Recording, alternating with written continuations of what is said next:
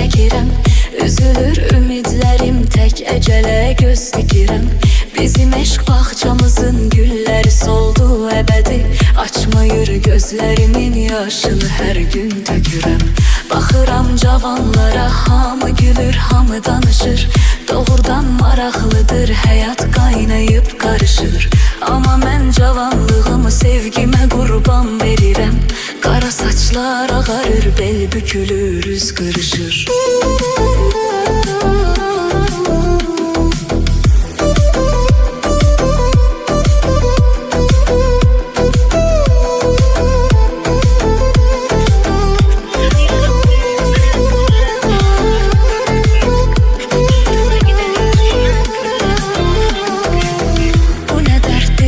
Müsibət nə bəladır çəkirəm. Üzülür ümidlərim, tək əcələ göz dikirəm. Bizim eşq bağçamızın gülləri soldu əbədi. Açmayır gözlərimin yaşını hər gün tökürəm. Baxıram cavanlara, hamı gülür, hamı danışır. Doğrudan maraqlıdır, həyat qaynayıb qarışır. Amma mən cavanlığımı sevgimə qurban verirəm. Qara saçlar ağarır, bel bükülür, üz qırışır.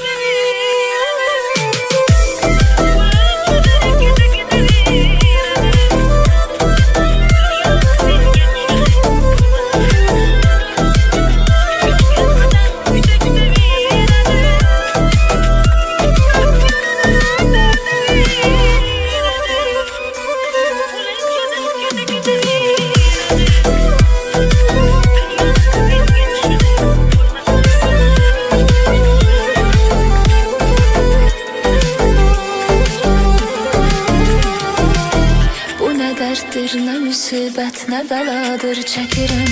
Üzülür ümidlərim, tək əcələ göz dikirəm.